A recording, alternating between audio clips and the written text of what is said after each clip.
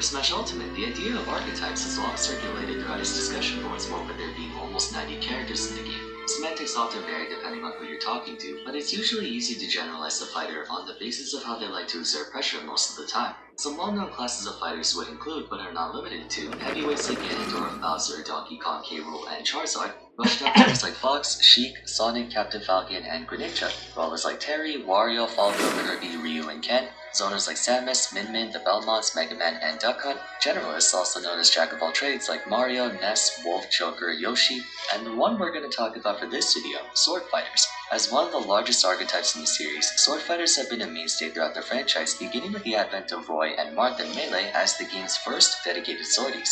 While Link was present in the days of 64 and has a sword, it wouldn't be the most appropriate label to give to him, as many would call him a trapper more than they would a legitimate sword fighter. Since then, the archetype has grown from 2 members back in Melee to roughly 15, more if you do want to include the Links, or Mii Sword Fighter, or Pip and Dark Pit.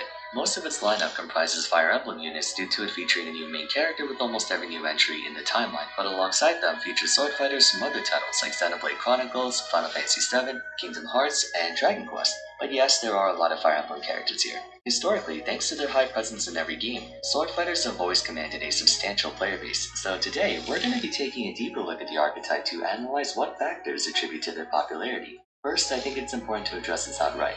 Modrock has had a series detailing archetypes and their design challenges for the past couple of years, which I highly suggest you check out. And while my perspective will inevitably echo many of the things he says, I think it would be fun to put my own thoughts on the subject at hand.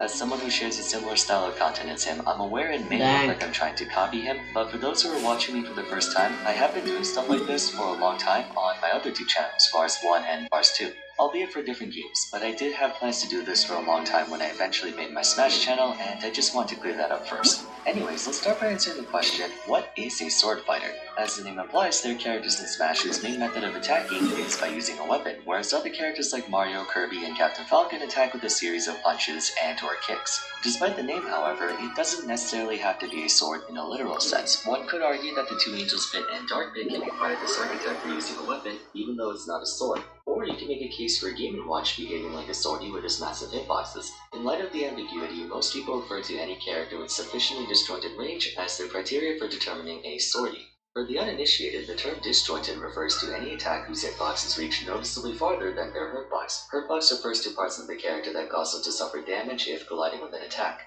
Normally, close quarters combatants, such as Mario, have moves that are properly aligned with his actual character. For example, let's take a look at a sport a standard roundhouse kick. While the apex of the move has a hitbox that extends just slightly beyond his head, it's still very close to his body. Gotcha! This force the right hitbox to storm part of the attack so that a greater distance from his palm. This would be considered a distance comparatively a very short range one. Realistically, it makes sense for many players to not have disjointed attacks because if you're trying to hit someone by punching or kicking them, you inherently leave yourself exposed to any attack they try to throw at you. That's the whole point of using weaponry, to damage your opponent at lower risk to yourself. Naturally, since they strike using a weapon instead of their own body, swordies have significantly longer relative strike range than their melee counterparts. Using Cloud for reference, his forward tilt is a horizontal 2-headed sword slash. Not only does it have greater range than Mario's forward tilt, but notice how his hurtbox, the white circles on his body, are safely buffed.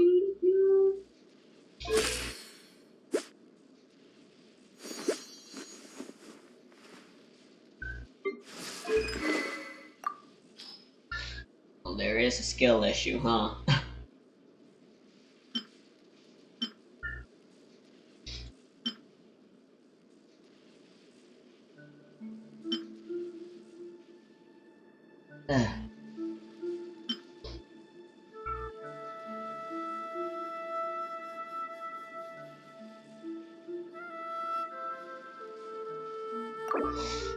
I'll be borrowing this from you real quick, guy.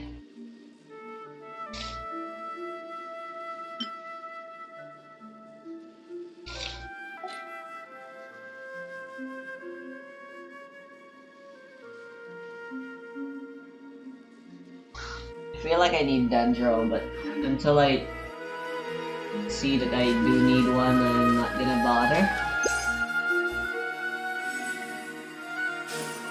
Hitbox, which allows him to strike his opponent from a distance without exposing himself to counterattack. What am I supposed to do again?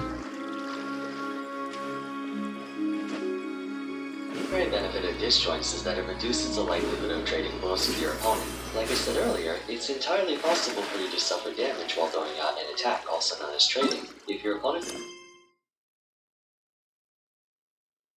active hitbox manages to hit your hurtbox and vice versa simultaneously, both of you take damage. Regardless of how strong the attacks are, the general goal of Smash is to land as many hits on your opponent as often as possible while preventing your opponent from landing hits on you. The easiest way to achieve this is via disjoints, an attribute that grants sword fighters a noteworthy combat advantage. And no matter how much anime tries to convince otherwise, punching a sword is, usually not a good idea. Technically speaking, every fighter has disjoints in some way. In my recent Why No One Plays episode featuring Lead Bit Trainer, I brought up how realistic hitboxes don't translate very well in video game context, thus requiring everyone to have slightly longer range than the physical reach of their moves might suggest. Hence why Mario's forward tilt hitboxes are a little bit bigger than his actual foot. If it were literally just his leg, that would make him unreasonably precise, and Mario is already one of the stubbiest characters in the game. From a theoretical standpoint, the more disjointed your range is, the better. But if that's the case, wouldn't the most popular characters be zoners by virtue of their projectiles? I do plan on covering the zoner archetype in more detail in the future, but in layman's terms, while projectiles are most certainly a benefit to have for any character, the long range is offset by subpar frame data, as in they don't come out very fast and typically have lots of ending lag, barring a few outliers of course. With this in mind, the safest and most optimal way to use projectiles would be from far distance, where you have no risk of being punished if you're quietly now.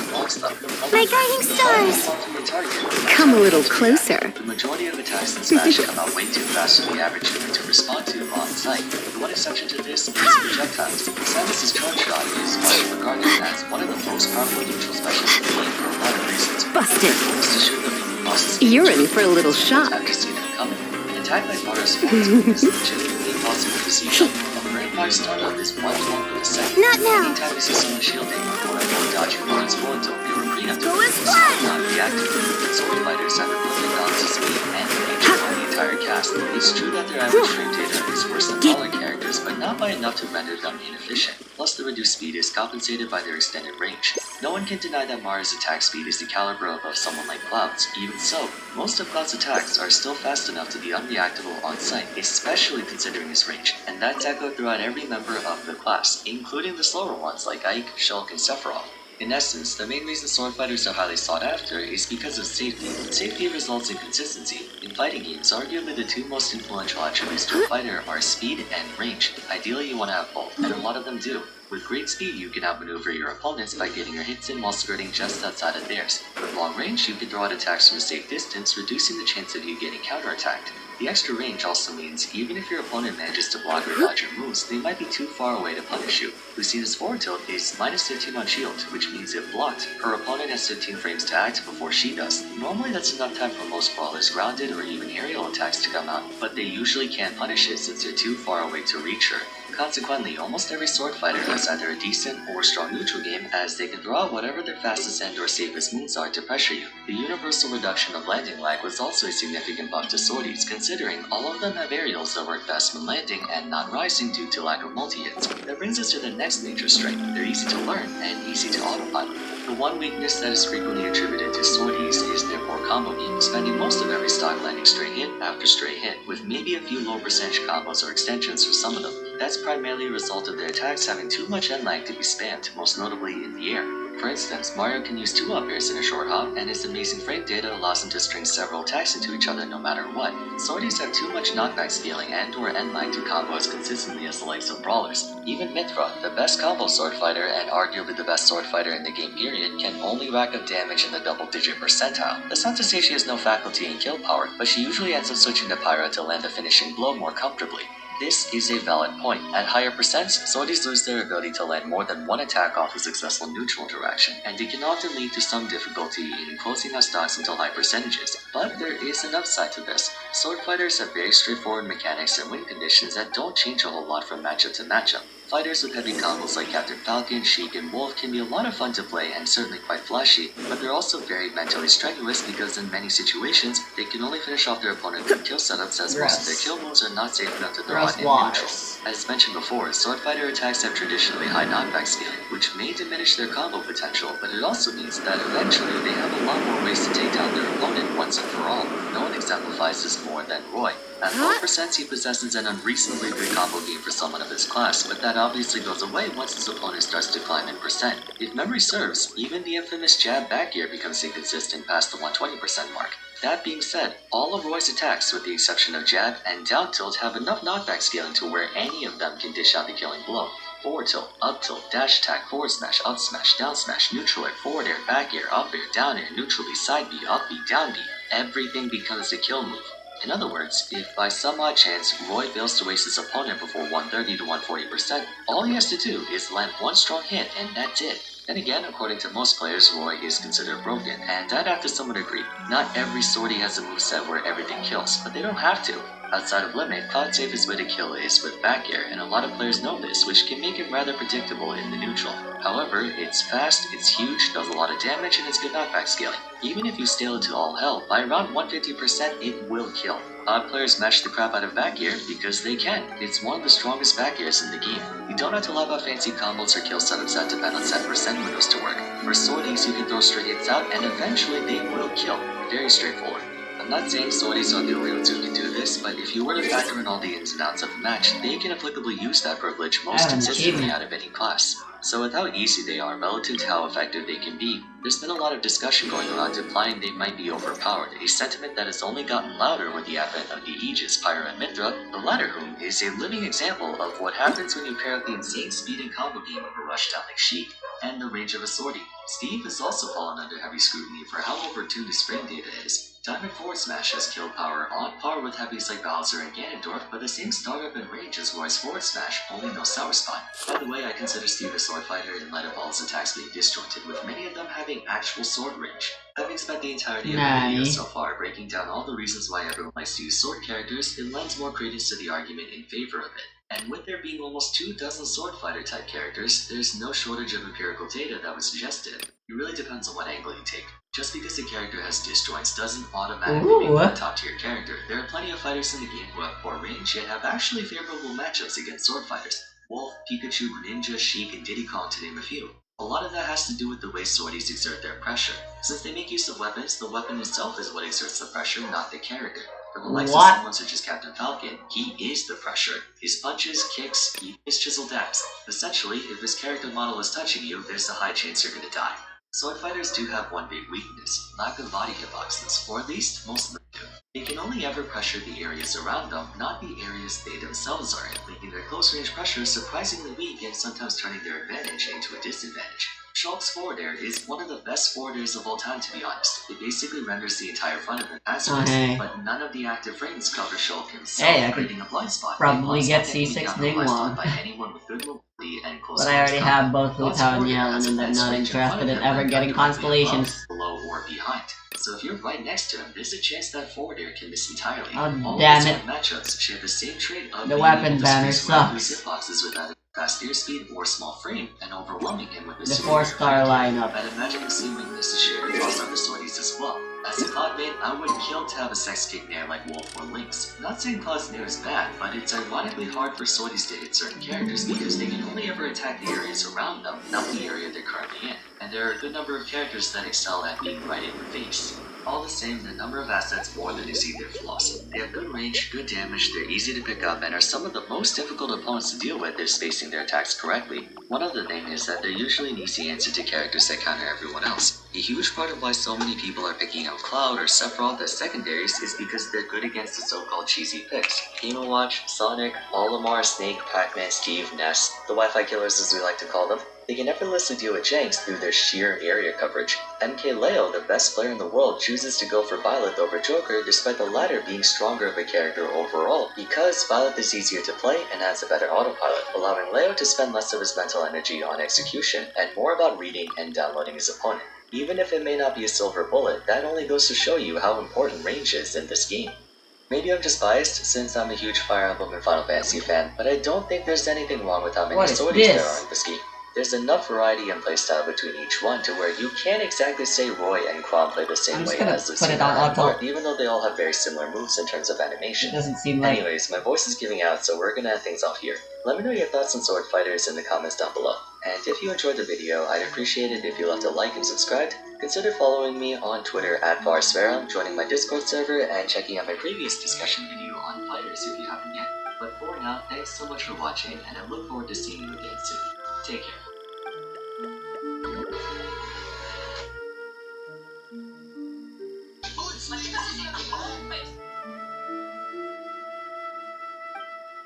New characters out of the dozens within the series remain consistently strong throughout every iteration of the game. At one point or another, they've either started out really underwhelming but got stronger later on, or started out really strong but are now a shadow of their former self. It's rare to find someone, especially one of the OG members from 64, who maintains a commanding placement on tier lists in every version. The only exception to this that comes to mind would be Pokemon's very own mascot, Pikachu. In his game of origin, Pikachu is not actually a very strong Pokemon, contrary to what he pulls off in the anime. Statistically speaking, he's just not very good or viable most of the time, and that sentiment holds true even in his final evolution, Raichu.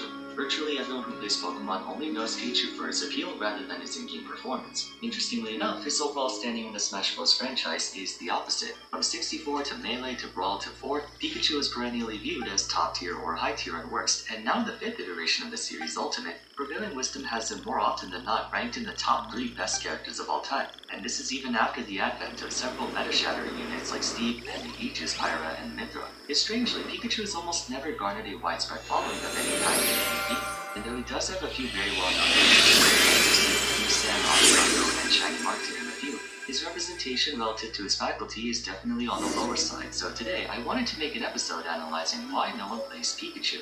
As the poster child of arguably the most recognizable video game franchise to ever exist on planet Earth, Pikachu is the first of many to grace the Smash lineup, and as his game of origin continued to expand over the past few decades, so too did the roster's inclusion of more and more Pokemon, bringing in the likes of Pikachu, Mewtwo, Squirtle, Ivysaur, Charizard, Lucario, Greninja, and Incineroar, each with their own colorful repertoires. But having been the trailblazer for his franchise, Pikachu was one of the original members of Smash, dating all the way back to 64. As such, he has a very storied competitive history, which False Light Gaming has made a dedicated piece on a while back if you're interested, though it only covers up to Smash 4. True to how he is back in Pokemon, Pikachu's a small and nimble character in Smash. His two most defining attributes would be his short stature and speed, both of which he exploits to his advantage very heavily. Opponents can have a hard time landing hits.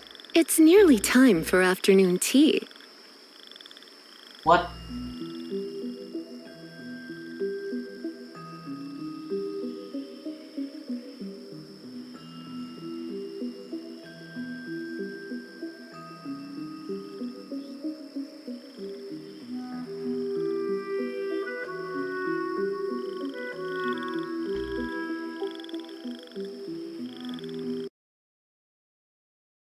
I'm closing the game.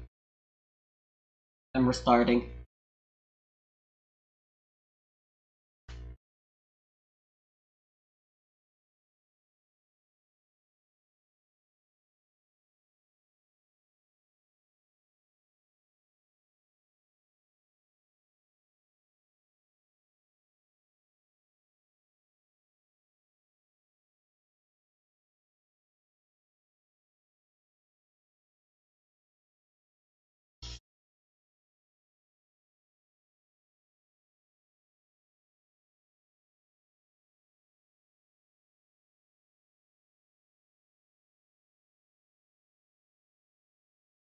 Simply due to his size, or lack thereof. Naturally, you're going to be able to land precise attacks and combos more easily on the likes of Donkey Kong or Ridley than you would a tiny squirt like Pikachu. His great speed I want to grab something to eat.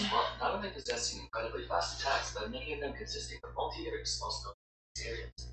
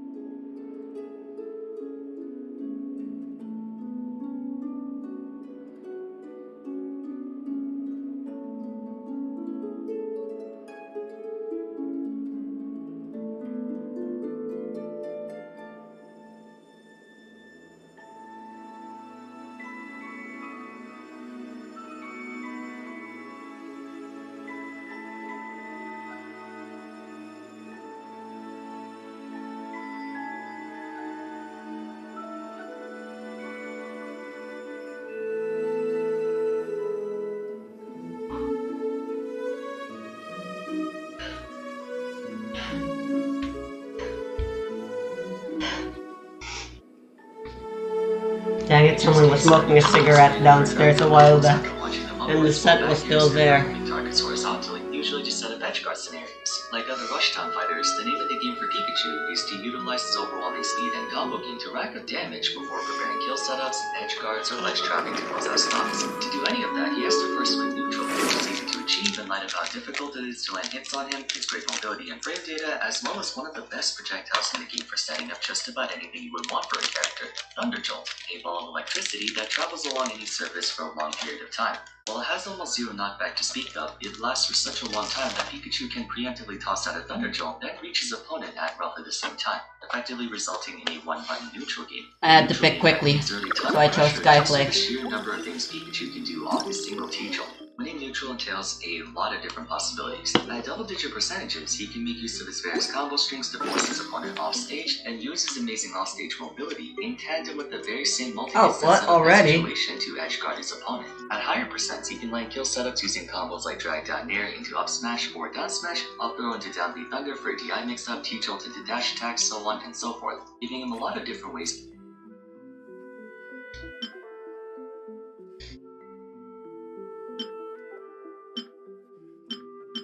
kill his opponent, which is rare to see on a combo-heavy character. Defensively, Pikachu's mere existence makes him noticeably hard to combo, as he can straight up fall out of a lot of things thanks to how small he is. This, coupled by a frame 2 air dodge, good frame data overall, strong at a shield game, and strong recovery causes him to have much better survivability than one would expect, even with his light weight. So for the sake of conserving time, among many other things, Pikachu's high status is a result of having good numbers and properties across the board in every practical scenario you can think of, and pro players recognize this, hence why he's always in the top 5. When you think of how much stuff is actually in his kit, from approach options to edge guarding to combo trees to kill setups to added shield options to how freaking small he is, his virtues are self-evident. There doesn't seem to be anything he's egregiously lacking in. Usually when you look at a character, even top tiers, you can immediately locate a weakness, but for Pikachu, it's hard to really say that X, Y, or Z are definitive problems for him. Sure, if you get super technical about it, then yeah, you could argue that he falls short in certain fields, but not to an extent where it's something his opponent can abuse to disproportionately swing the matchup in their favor, which brings me to the biggest issue surrounding his low representation. Pikachu may be one of the strongest characters in the game, but just like how he has no weakness that any of his matchups can exploit so easily, everything that makes him good does not explicitly and totally undermine any other member of the cast. Essentially, Pikachu is a very honest character in that he has no dirty tricks up his sleeve. This can be seen as a hot take for many of you watching, but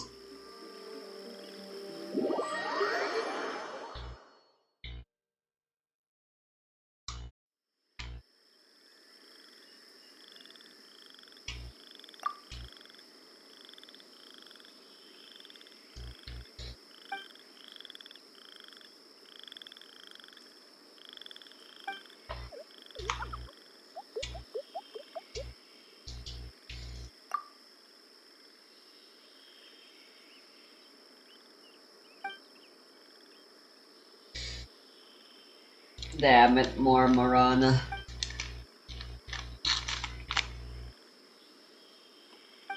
It's a permanent loss.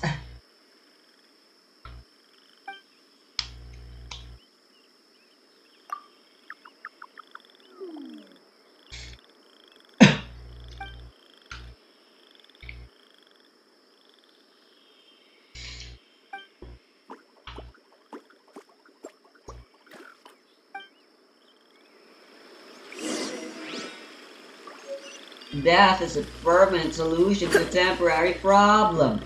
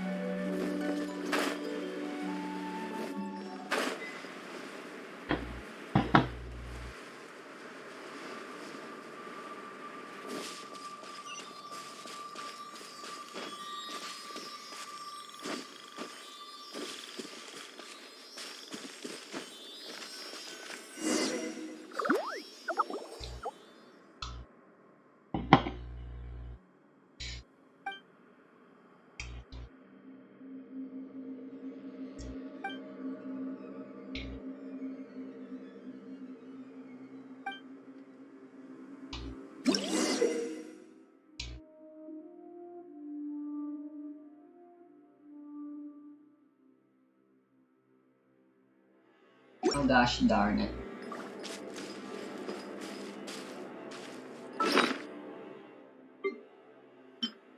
Allow me to explain what you mean. To me, an honest character is someone who is only as good or bad as the one piloting them. Basically, there's nothing in their moveset that wins games for them outside of their applicable strengths. An example of a dishonest move is something like Steve's block. He's the only character who can make his own platforms and walls on demand in a platform-centric fighting game.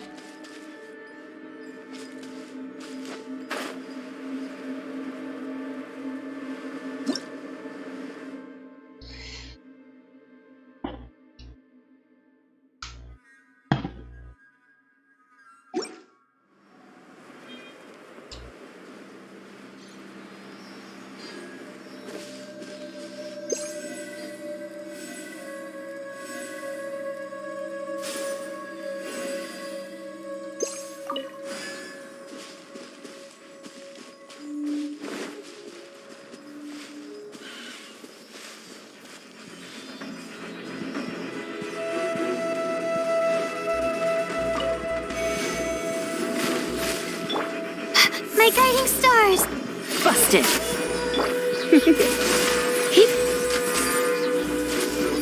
You're in for a little shock. Come a little closer. Blitz.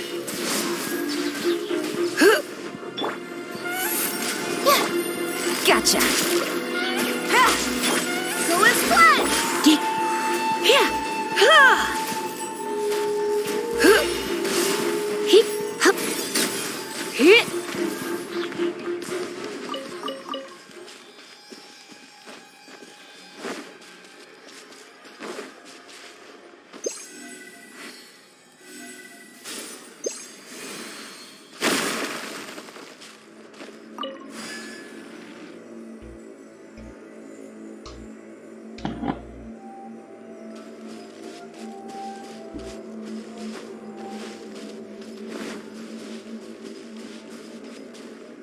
At the press of a button, he can invalidate entire characters. Stuff like Firefox, Wow. Peaking Thunder, or Climbizer gets screwed with just a few pieces of dirt at the ledge. No complex mechanics or combo strings.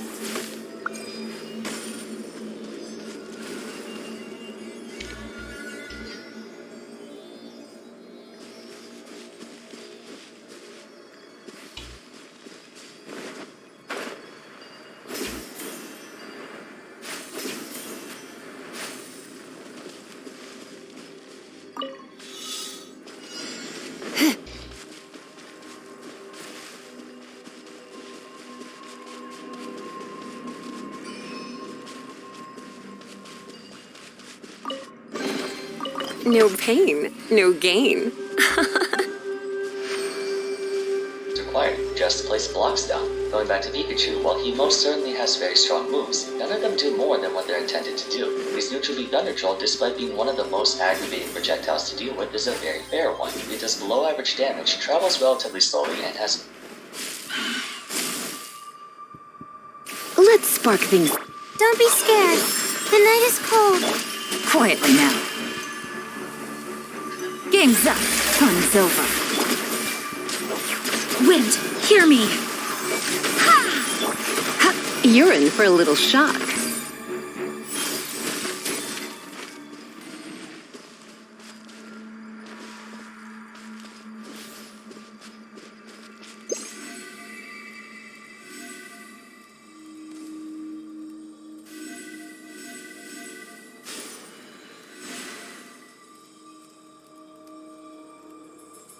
almost no knockback. That makes it really good for on-stage pressure and setting up combos, but it has no kill pressure the way Samus's Charge Shot does. This applies to the rest of Pikachu's kit. Everything serves a purpose and does no more than that. So, even for the characters he...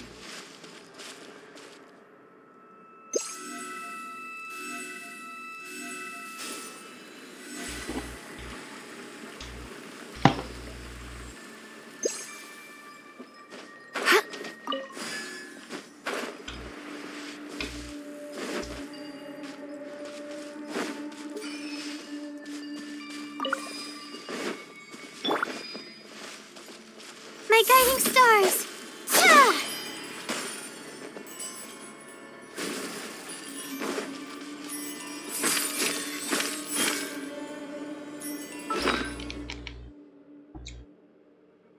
Why's the internet so weak?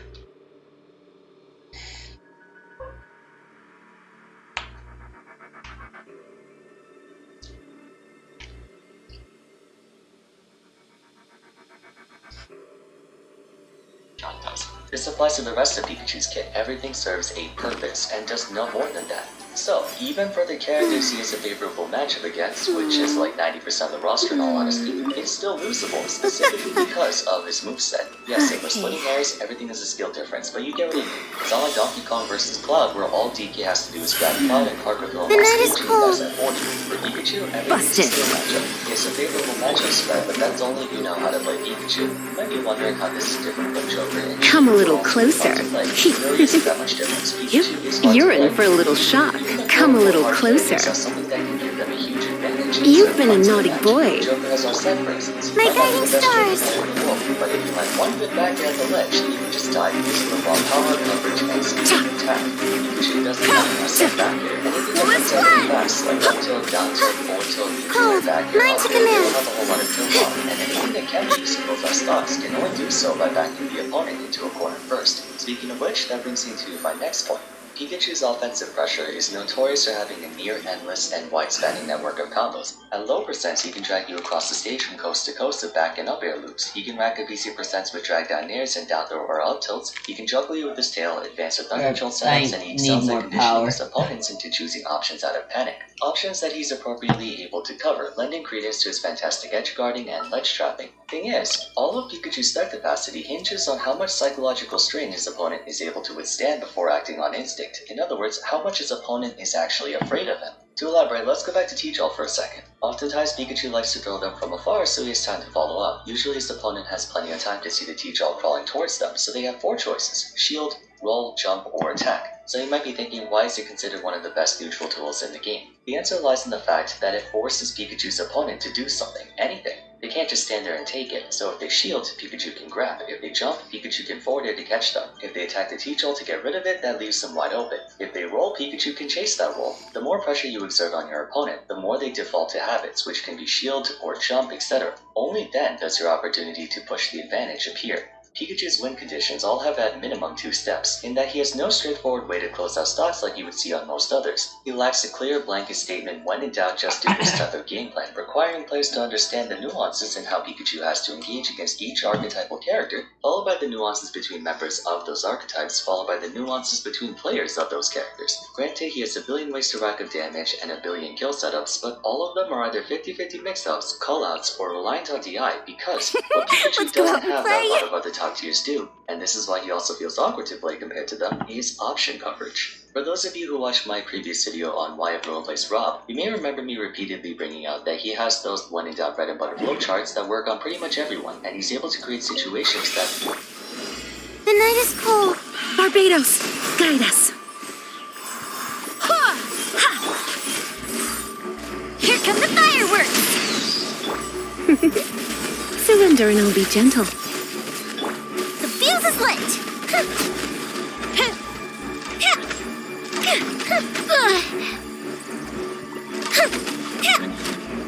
Holy fuck.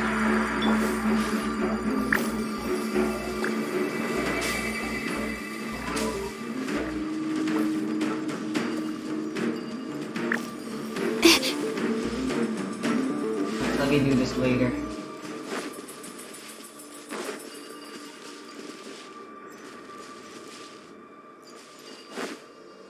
Let me... did I...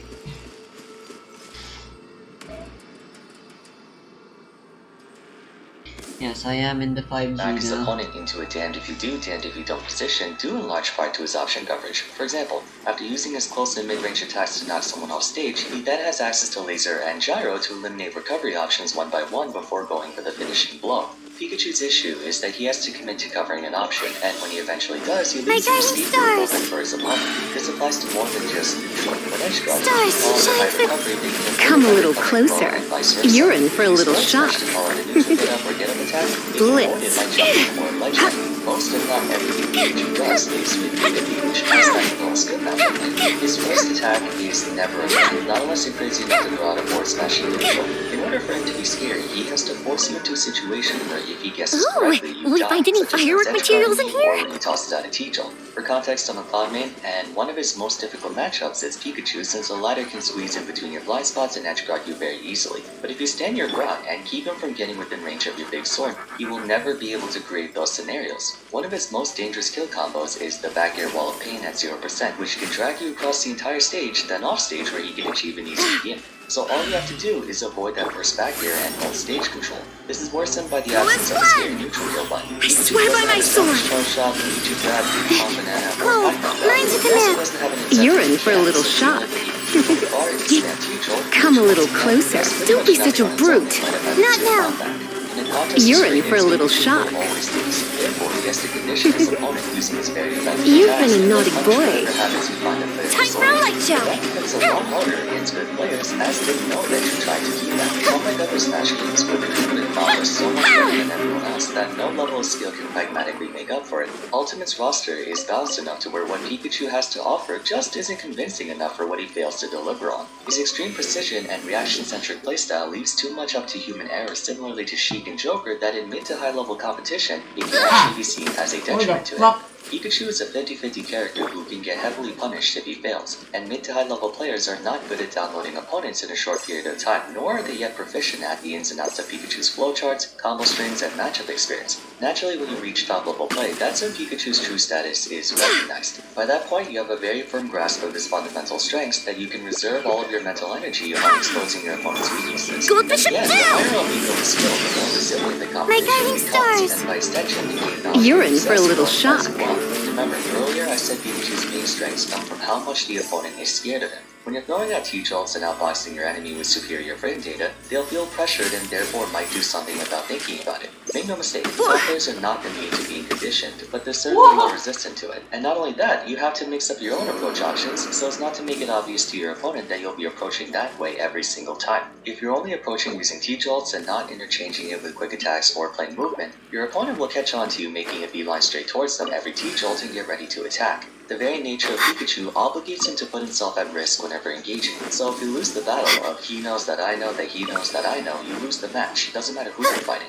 Whenever you hear people's opinions on Esam, who is currently the best Pikachu player in the world, something that's mentioned very frequently is his inconsistency. I don't remember who said it, but I recall someone saying that Esam is the X factor of Smash. He's able to beat anyone and everyone in the game, but he's also able to lose to anyone and everyone in the game. A huge part of that stems from the character he's playing. Pikachu is one of the most consistent characters in the roster, but Smash Ultimate is one of the most inconsistent fighting games of all time. Playing him is like playing Whack-A-Mole. There's a bunch of holes, but you have only one hammer. You can't cover every single option at the same time. With this in mind, there's inevitably going to be moments where you guess the incorrect hole and lose, or guess the correct hole and win. There's no possible way a player can consistently make the right call in every single interaction. They can come close, but when you're playing at a high or top level against opponents who are well aware of the importance of mixing up their movements and reactions, you have to be all the more precise.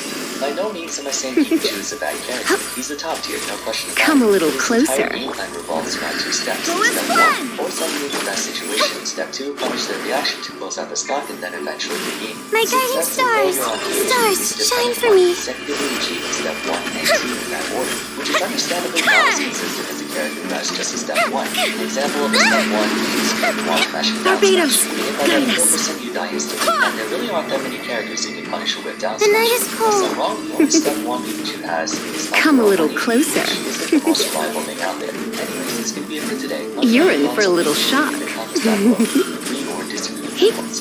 If you enjoyed the video, I'd appreciate it if you would like My and guiding subscribe. Don't stars. forget to follow me on Twitter Go at as Monster. one. Join my Discord Fire server hazard. and check out my other Wine Well Plays episodes after this one. But until next time, thanks so much for watching, and I look forward to seeing you again soon.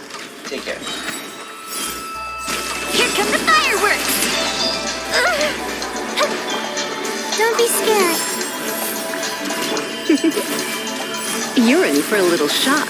Come a little closer. You're in for a little shock. Blitz. Let's spark things up a...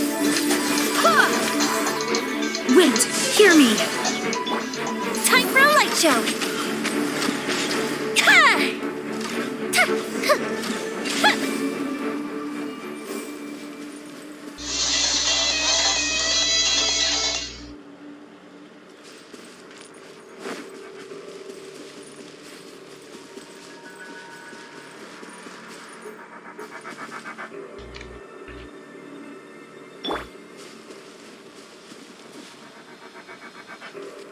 Okay, I need Dendro. You know what?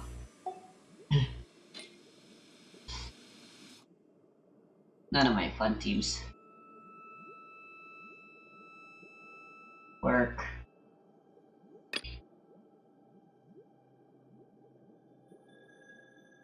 I only have the obligatory Sophia team.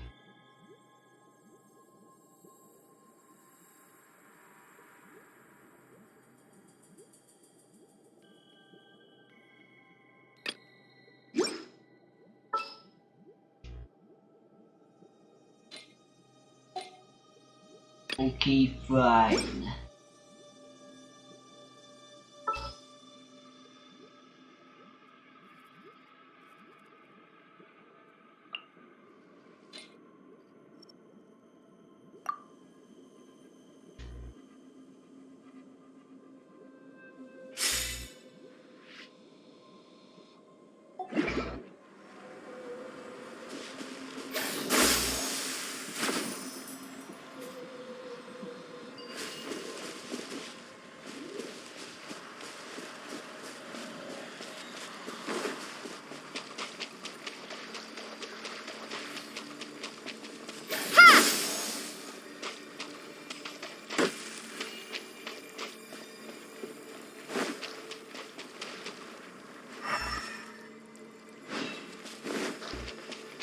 Scatter!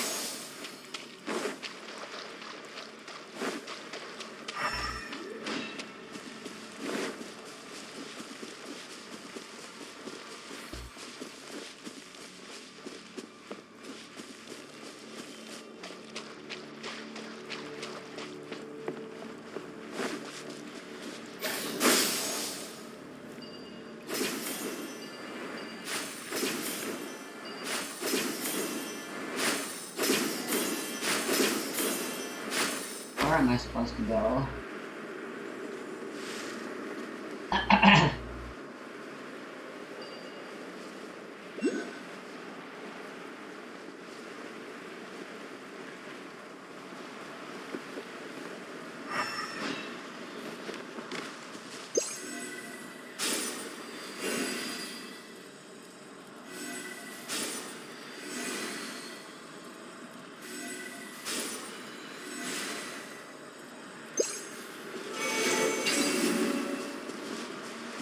Oh, there you go.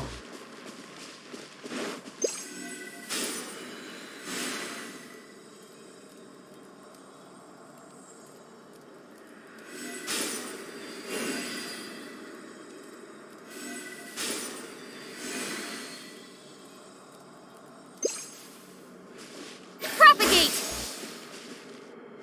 Eh? Oh, okay, they circle. What's the point of that?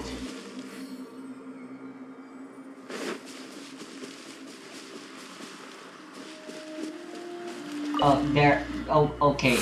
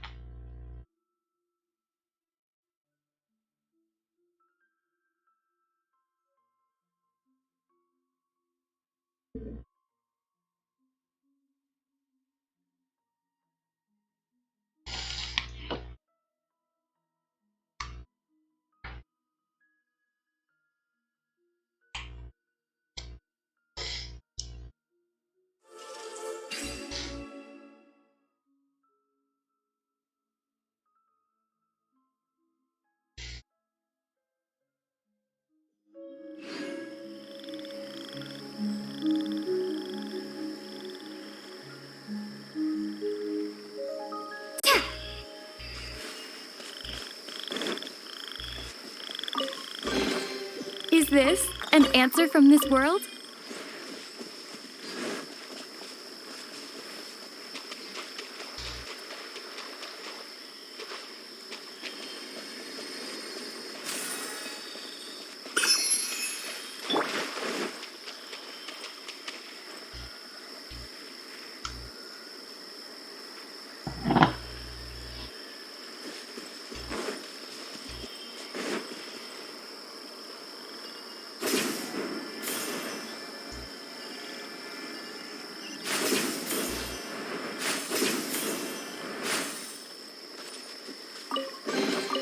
Ooh, let me open it.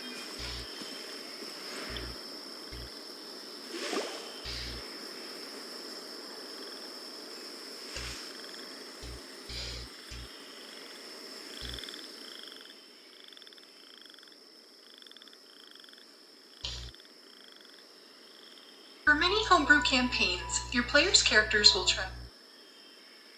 Later, I'll watch that later.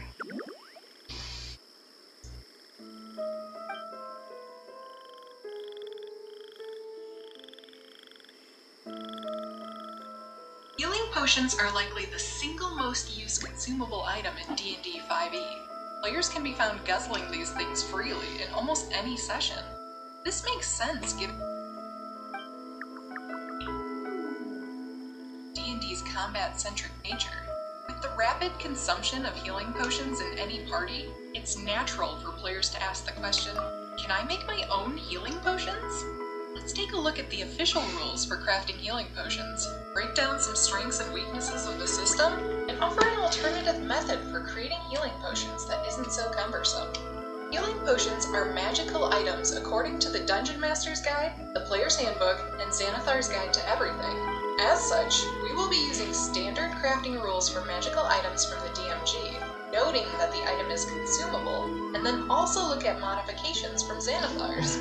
Because Dungeons & Dragons gets additional books, updates, and content tweaks from time to time, healing potions have different crafting requirements based on the scope of books you're using. Before we get into the specifics, let's look at what a potion of healing actually is. You regain 2d4 plus 2 hit points when you drink this potion. Whatever its potency, the potion's red liquid glimmers when agitated. This description for healing potions from the 5e SRD does not give you too much information. It's canonically red, and in its weakest form heals 2d4 plus 2 hit points. There are also stronger versions of the potion labeled as Greater, Superior, and Supreme Potions of Healing. These grant 4d4 plus 4, 8d4 plus 8, and 10d4 plus 20 HP respectively. Now that we know what healing potions are and what their strengths are, let's look at what it takes to craft a basic potion of healing.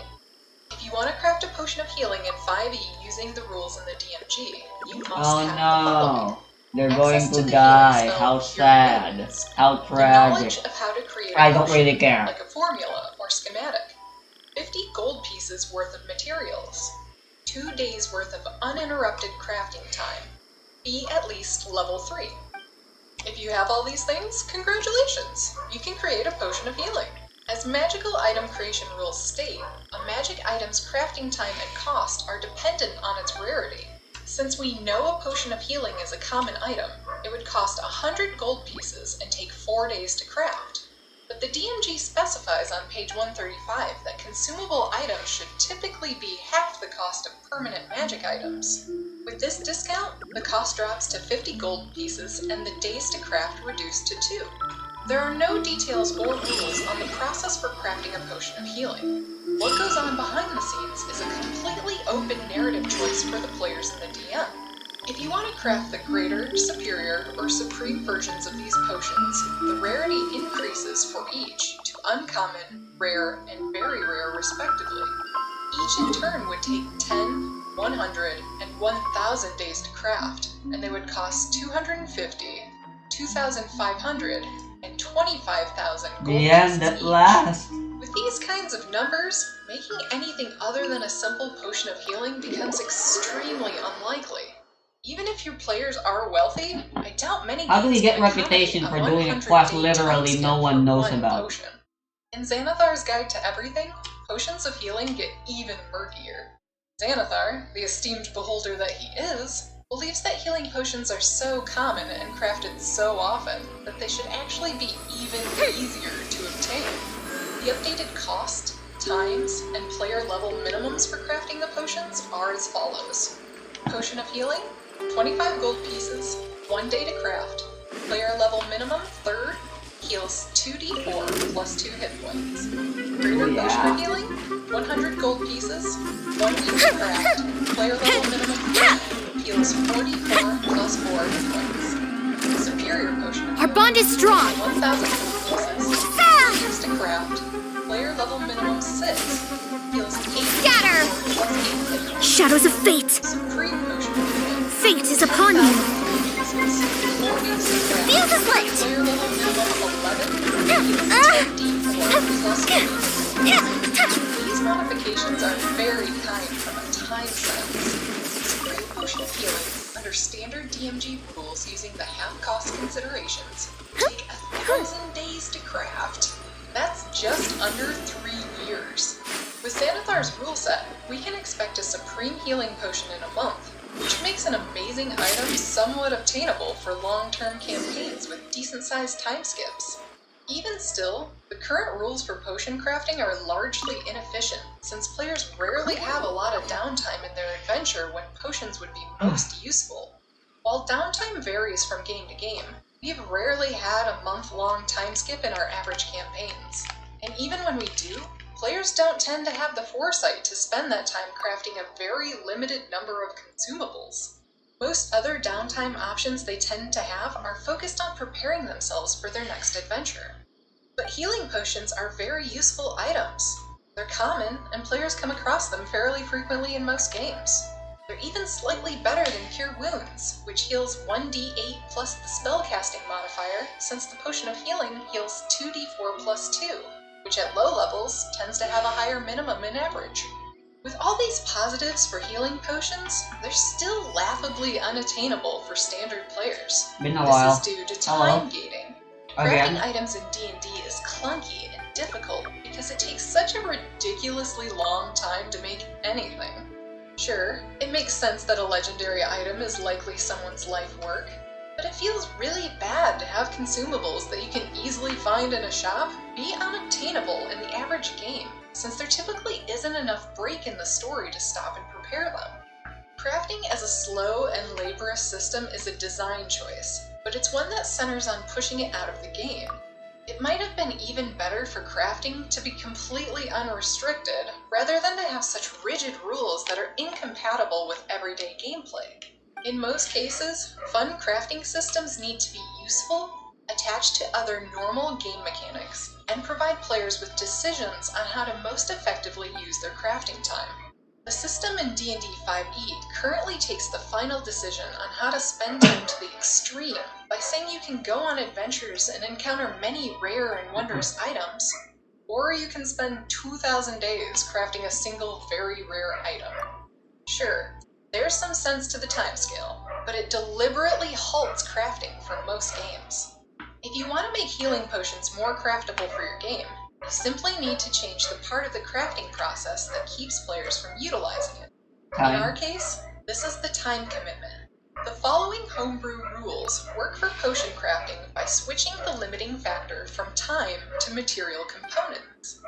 Potions of healing can be brewed by anyone so long as they meet the following requirements. The knowledge of how to brew a potion of healing, like a recipe or knowing a spell. A safe and suitable space for brewing, which can be defined by any reasonable DM. The ability to cast Cure Wounds, or a Cure Wounds spell scroll to cast when brewing the potion. An available spell slot for the spell cast and brewing the potion. An alchemist supplies or herbalist kit. A specific material component for the potion. In this case, we can just call it a heal root. A proper vessel to contain the potion. And an uninterrupted long rest. Once the player has these things, they are able to declare that they will be making a potion of healing during a long rest. This is a suitable long rest activity because a long rest is not just sleeping, it's doing non-strenuous activities for about 2 hours during that time as well. This is the time that wizards prepare spells anyway, so it makes sense that they could use the same time to prepare consumable potions of healing. The main difference between these rules and the rules provided by the DMG is that the potions can be created much more easily in a much shorter period of time. However, these homebrew rules do require specific material components. The one made up for this potion is a simple item called Heal Root. Players may come across this while adventuring. It could be found growing in the wild or bought from shops. 25 gold piece worth is enough to make one potion of healing. The important thing here is that it specifically allows the DM to control how much the players have at any given time. A heal root item is something players may seek out, but because it is a named key item, you can push your players to use survival checks in the wild to find it, or charisma checks to haggle down the price from local herbalists. In the case that they have too much and are crafting too many potions, you can simply cut back on the availability of the item in your world. With these rules, potion crafting is still time-gated, but instead of being days or weeks to create a healing potion, it's a couple of hours during a well-established routine in-game. Every group takes long rests. Once you pair the crafting of consumables to long rests, players will have more options of what to do with that rest. More choices are typically more fun, and a player who's saved because they decided to craft one extra potion will feel that their choice made a difference. If you want to go one step further and make the crafting a bit more challenging, you can ask your players to roll for success when crafting a potion of healing. A basic potion of healing could have a brew DC of 11 against a d20 roll plus the player's spellcasting ability modifier. On a failure, the potion does not brew properly, and some material components are wasted. While we understand this homebrew rule set may not be extensively comprehensive, it does provide a great framework for your party to make healing potions more easily, while still giving the DM plenty of control over how much healing any party has access to. Since healing potions are such a basic part of the D&D gameplay, it feels really bad to have them be so hard to acquire through player-directed means. No matter how you go about it, the rules presented here will give you plenty of options on how to let your players craft potions of healing for your game. As a DM, you have plenty of say here, so don't just settle for any crafting rule set. Choose a system that will be the most fun for your D&D game. If you're interested in more homebrew rule sets, check out MasterTheDungeon.com. Subscribe to the channel to get notified when we release new videos, and consider supporting us on Patreon. Happy DMing!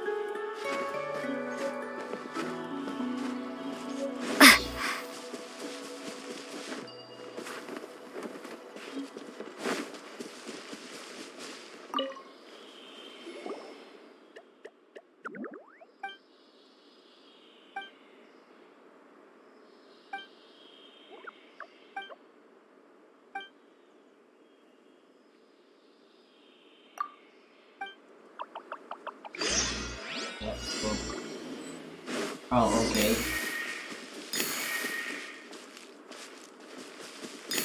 I was expecting something more different.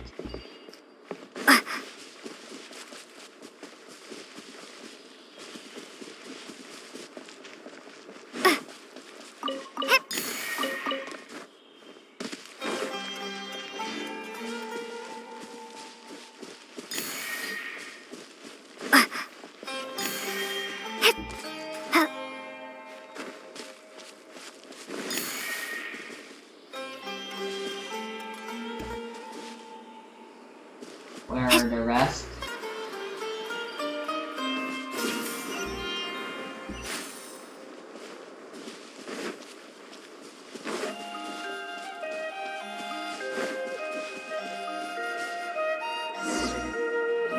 What?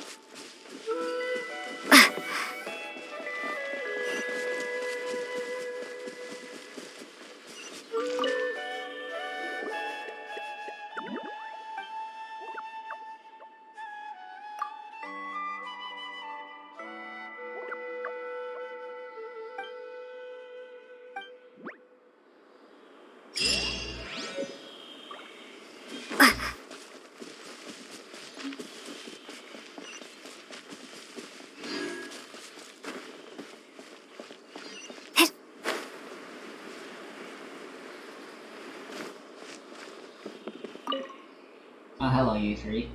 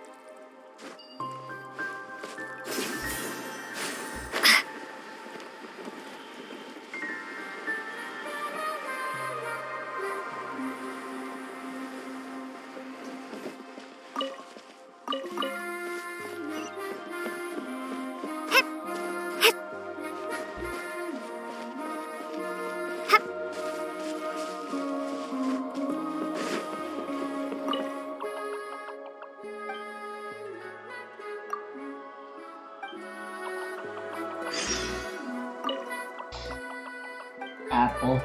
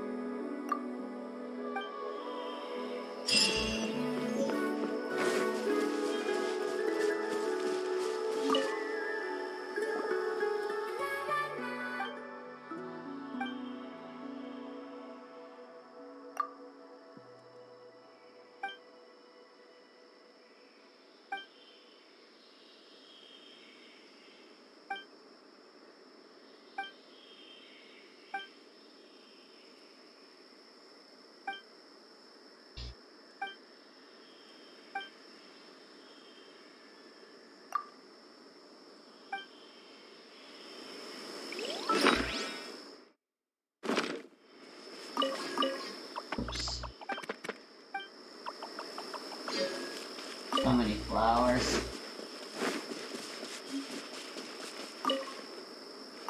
Keep them coming, I say. I love hoarding shit.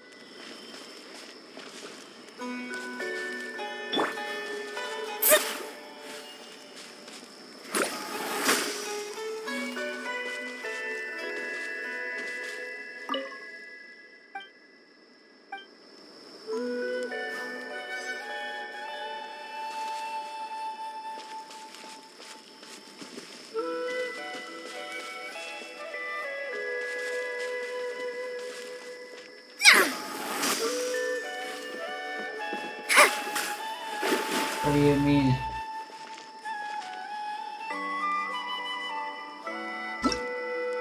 What do I need?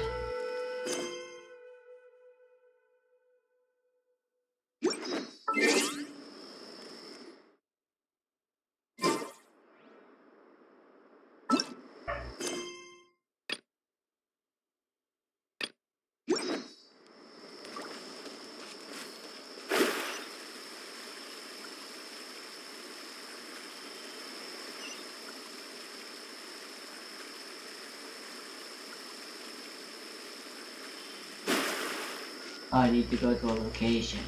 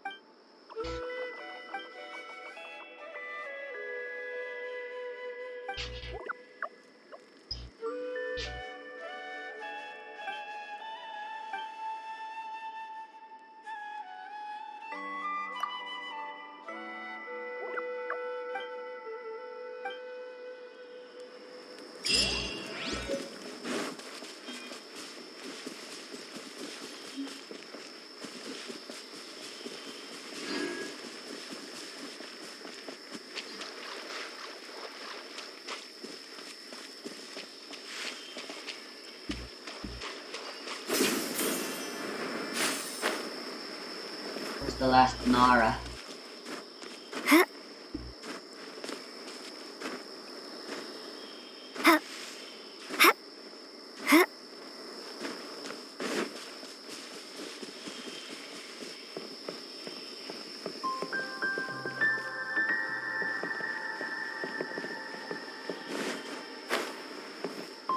There you are.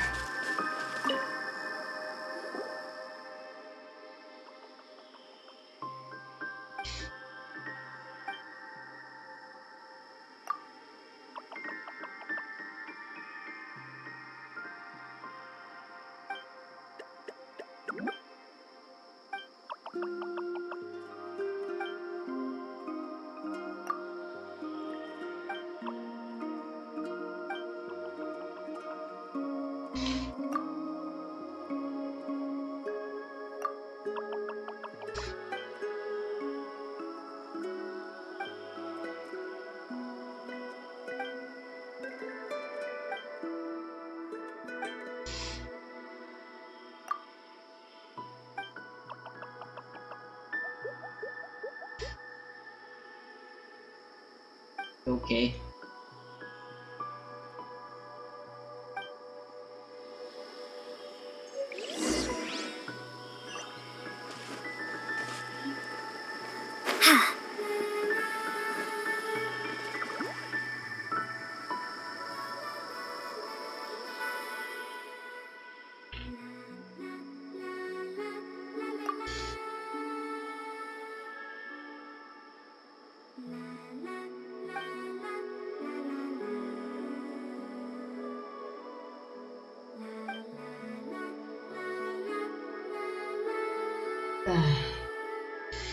I want to lie down.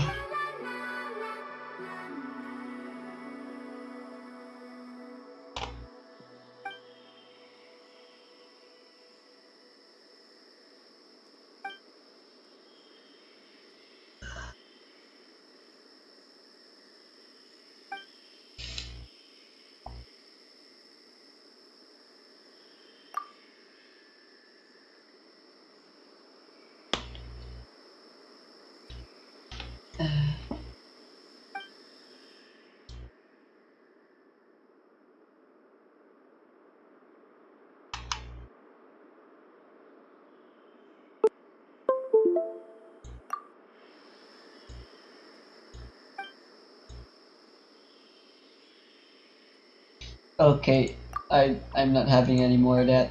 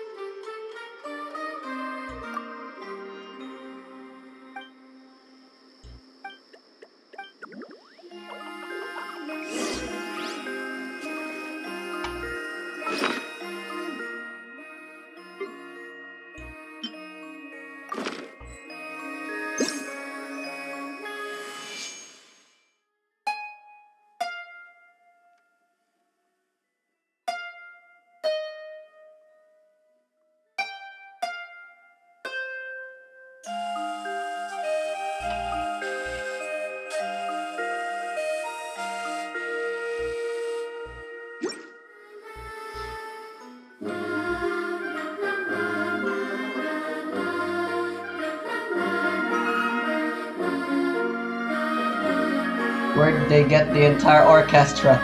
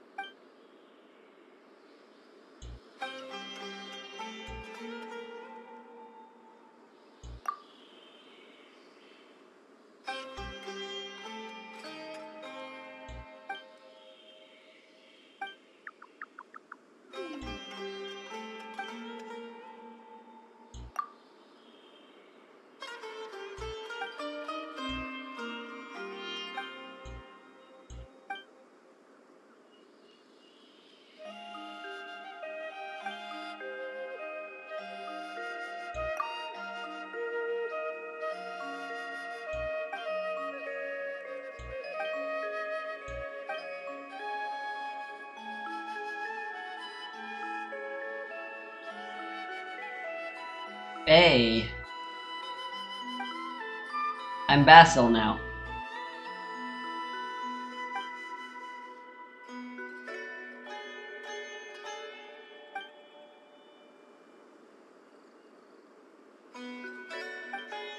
I thought Cal. Frick, I forgot the voices I gave them. Dang it.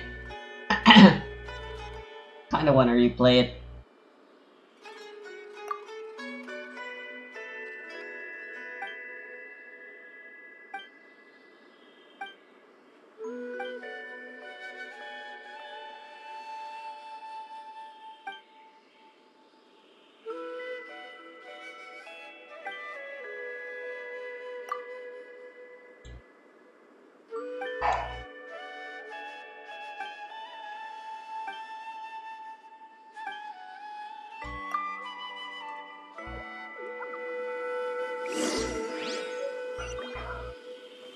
Jeez, how much longer is this?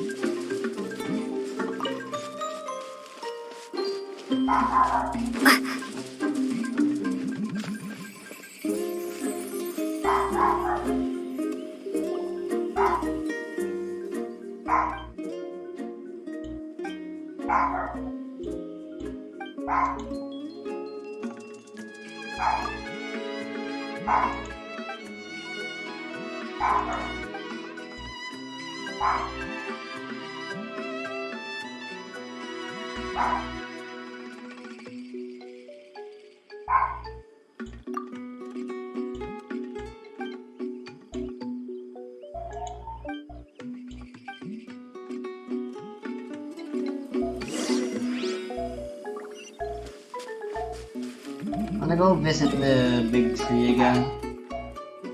Where is it?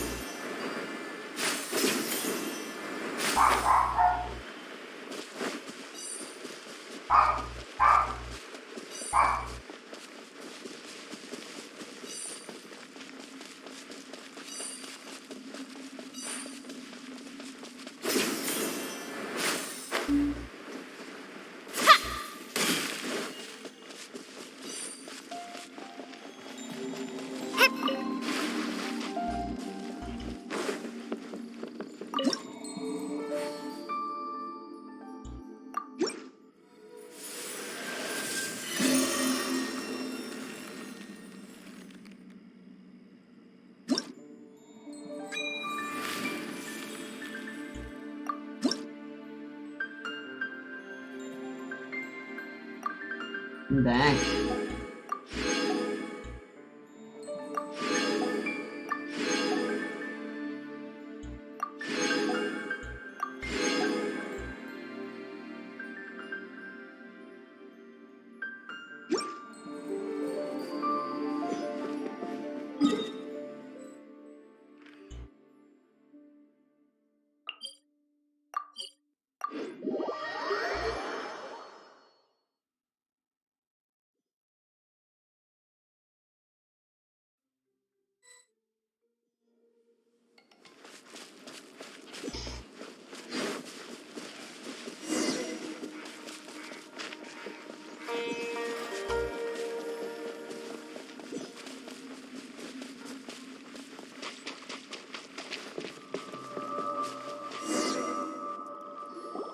Why do I hear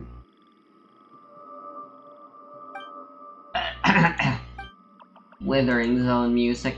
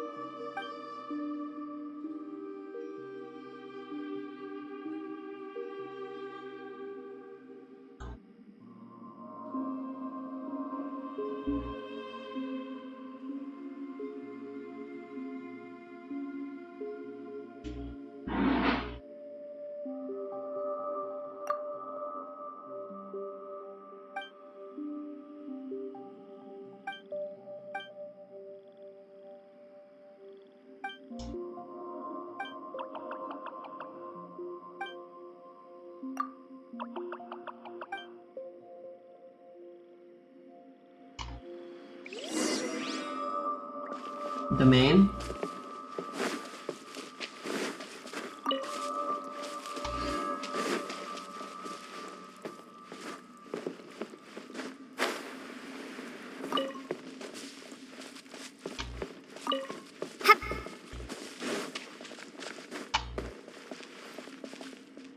Let's go.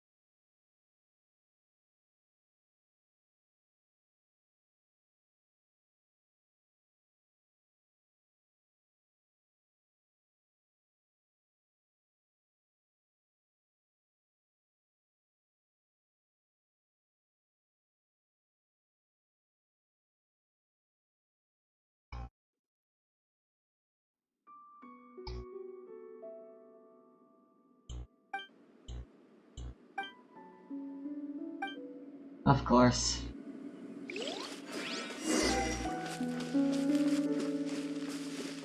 Rift Toads! I'll settle this. Dissipate. A festive reprise. Let me scribe. Decided by destiny.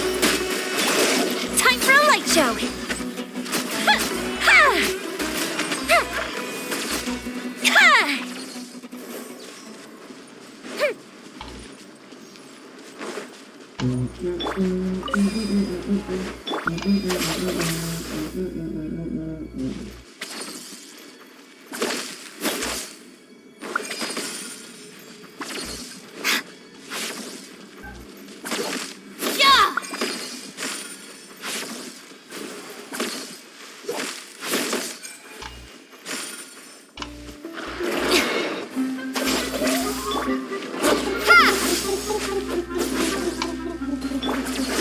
Shadows of fate.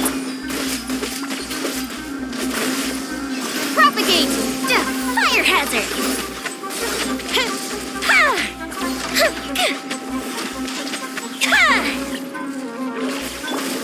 Let me scry. Fate is upon you.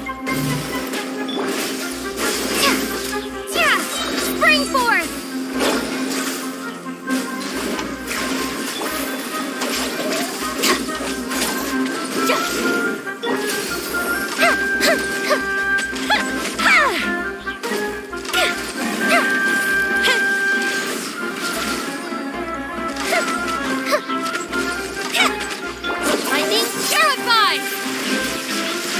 Bond is strong. Scatter. Time for a light show.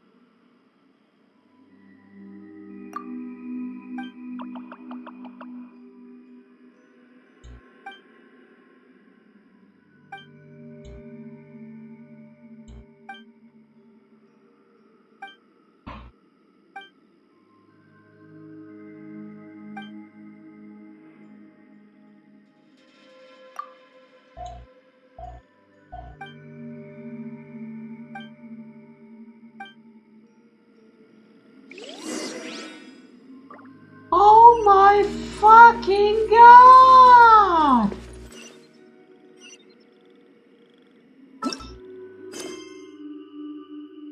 There's still so much left to do! I'm fucking done.